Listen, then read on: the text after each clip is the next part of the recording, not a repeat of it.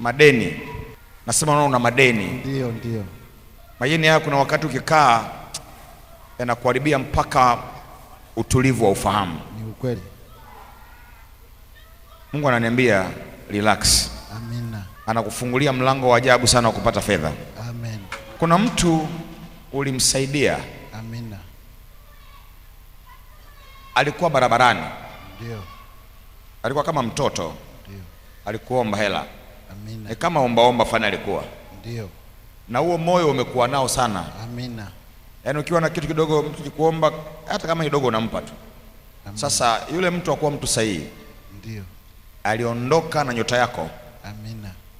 Aliondoka na fedha zako. Amina.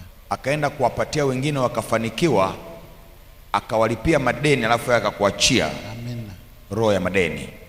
Na ndio maana ghafla nazungumza kesi ambayo mpaka sasa una miaka 3. Amina. Haujaseto miaka 3. Amina. Ni kweli.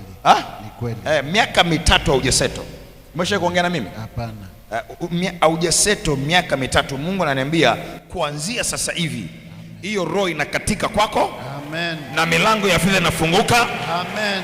Na unaenda kulipa madeni hayo unaodaiwa. Amen. Ninafungua maisha yako. Kila mwenye madeni leo Mungu amfungulie mlango wa kupata fedha na kulipa hayo madeni.